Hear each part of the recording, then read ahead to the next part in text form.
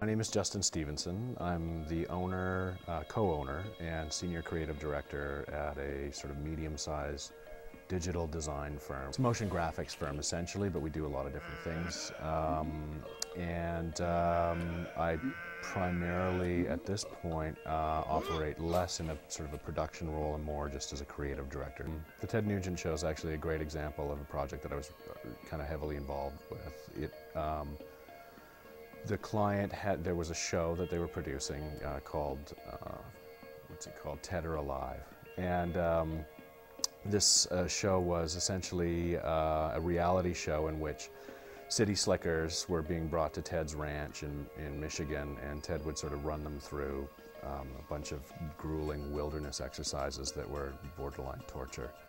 So my job was to, and this is our process as a company, essentially what we do when a job comes in is I'll produce a creative brief that will outline what the show is, what it's about, what the tone should be. I'll suggest some reference out there. You know, these are sort of things that seem to fit with this whole thing, and I'll give it to a design team. They'll come up with a series of storyboards, or style frames in fact, initially, which are really just graphic treatments. And then I'll put those together into a package, send those off to the client, and we'll discuss, you know, how these different things satisfy the requirements. We arrived at a treatment that the client was happy with and that we were happy with, and then the next thing is to come up with essentially a shooting script for this whole thing. I was directing the shoot as well, so I had to go to Michigan, go to Ted's ranch, set up a green screen studio in the middle of his garage, and get him to, you know, go through the motions or not necessarily the motions, but go through all of the things that we needed to get in order to put the story together that we had planned out. And the story was very simple. It's big, giant, mean Ted chasing tiny little people around and terrorizing them. Actors in a green screen sort of situation, it depends on the actor, but quite often you have to really explain what's going on in order for them to kind of be able to give you the appropriate reaction. Or alternately, you don't tell them anything and you just make it about your action with them. You know, yell really loud, you know, jump up and down. We generally shoot all of our material now in HD, HD cam, so it's the Sony 900s that we use. It's uncompressed, it looks really good. You drop it down to NTSC, it looks fabulous. And in terms of the other gear, we lit the green screen using a bunch of green Kino flows, the back of the screen. We did, it was all big source lighting. Generally for green screen we try to light, you know, sort of, the idea is to shoot it general enough that you don't have to motivate your lighting.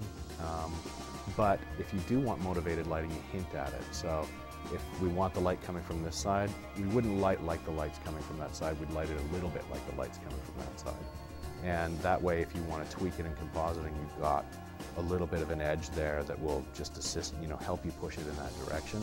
If you're doing these things regularly, you get to know what's going to work and what's not going to work. Feet are always a problem. That's always a huge, huge problem, the shadows on the feet. And so it's always a big deal. Every time we do these things, you know, it looks great, the light's beautiful, but what about the feet? You know, and it's sort of, and then you have to end up tweaking a lot of stuff to sort of minimize that shadow as much as you can. And then there's always sort of a bit of a balance that you need to strike between your foreground lighting and your background lighting, because depending on your lighting situation, you may need to have your lights sort of further back, which means they're going to be casting on your foreground talent, and that's a big deal as well. You always want to allow for a lot of space between you and your background screen as well, because you minimize the amount of spill that you have. Clothing's a big issue. You want to make sure they're not wearing any white, any green, any blue. That's always a big deal. Or any, like the opposite, if I was to wear yellow against this, you'd run into problems at the edges as well. I did an underwater green screen shoot once, and that was probably the biggest headache of the entire world. And we were shooting for McLuhan's Wake, which was a film for the NFB that I did with Primitive Entertainment in Toronto. We were shooting a sequence underwater with a bunch of books that were floating through the water, and also with a couple of characters that were floating through the water. We wanted to be able to kind of fly through these environments with these people, and underwater seemed like the best way to do it. But the thing is underwater you're dealing with all kinds of particles in the water. You're dealing also with color cast from the chlorine in the water. You're dealing with a whole bunch of issues like that. And so in the end, it was really, it was very difficult. There's a lot of rotoing involved in that.